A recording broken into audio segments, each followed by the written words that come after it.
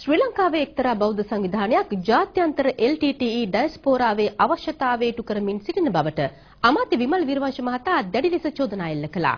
ඒ මහතා අද මෙම චෝදනාව එල්ල කළේ තලවකැලේ ලිඳුන නගර සභා බල ප්‍රදේශයට අයත් වසර 130කට වඩා පැරණි අශ්වගාලක ජීවත් වූ පවුල් 100ක් සඳහා නිවාස 100ක ඉදිකිරීම කටයුතු ආරම්භ කිරීමේ අවස්ථාවට එක්වෙමින්.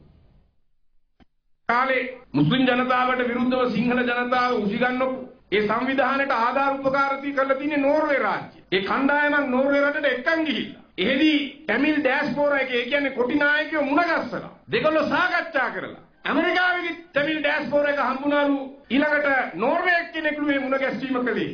කොටි ඩයස්පෝරාවට මොකද්ද තියෙන ඕනකම මේ සිංහල ජනතාව මුස්ලිම් විරෝධීව මෙහෙවන බලවේගයට උදව් කරන්නේ. නෝර්වේ රටට මොකද්ද තියෙන උවමනාව සිංහල ජනතාව මුස්ලිම් විරෝධී ප්‍රහාරාත්මක බලවේගයක් බවට පත් කරන්න තියෙන උවමනාව. ඇයි මේ සහාය දෙන්නේ ඒකට? දෙන්නේ වෙන මොකටවත් නෙවෙයි අපි ආහමතුරුවනේ. උතුරු පළාත් සභාව ඡන්දෙන් TN එක උතුරු පළාත් සභාව ගත්තොත් නැගෙනහිර පළාත් සභාව TN මුස්ලිම් කොංග්‍රස් ආණ්ඩුවක් පිහිටවන්න ඕනේ. එතකොට තමයි දෙක එකට ඒකාබද්ධ කරගන්න පුළුවන්. හැබැයි නැගෙනහිර මුස්ලිම් ජනතාව එකඟ නැහැ. දෙමළ දේශපාලන බලවේගات එක්ක එකට යන්න.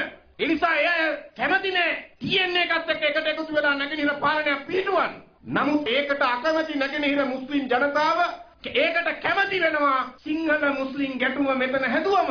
ඒක තමයි යන කුමන්ත්‍රණය.